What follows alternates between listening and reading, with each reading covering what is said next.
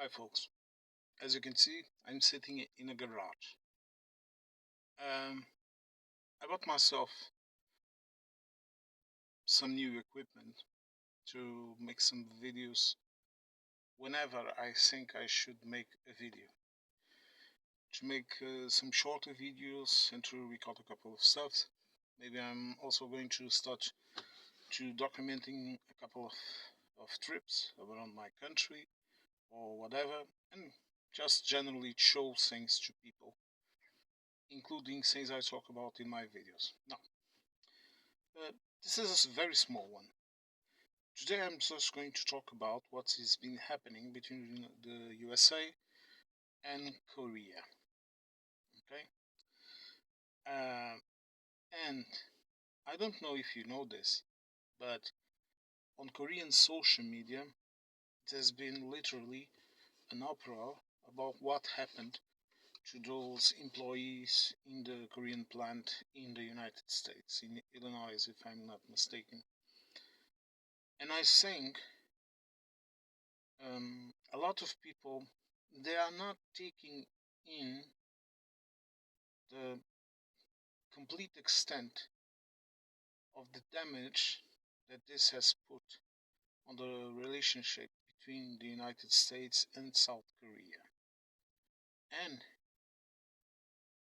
also, I guarantee this to all the American allies in the region.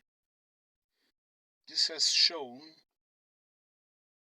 how low the United States position has sunk into, and how different it it is going to be in the future, even if a new president comes around.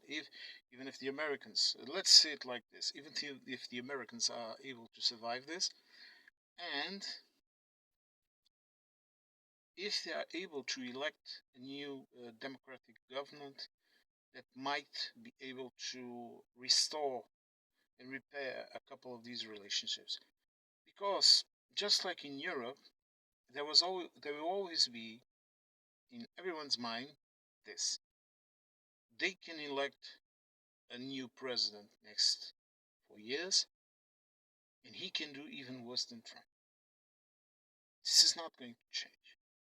And MAGAs, they are not going to go away and disappear in the horizon like in the Lucky Luke cartoons. Nothing. Those people, the same people that voted for this man, the same people that are making martyrs out of cheap dime sophist so-called speakers and influencers and whatever, those people, they are going to stay exactly where they are. They're not going to go away. And the Koreans know it. We in Europe know it. Uh, Everyone knows it. And I don't think people are really grasping the importance of these events. Look, I'm not some kind of uh, psychic or crazy person that will tell you exactly how things will pan out. But I can talk with you about logic, about how an action will create reaction. The reaction right now is that all of that investment that the United States maybe believe it would have, I don't think it will arrive. Or if it does, it will be in a different form. There's not going to be more jobs. There is not going to be more investment, more tourism, nothing. I suspect that the figures that they have been putting out, they're just preliminary numbers. Okay, European companies, for example, they are not going to invest millions, billions in a country where not even their employees are safe. they might pretend to make some kind of a large investment or whatever, but I don't really think we will see any kind of investment. And the products, okay,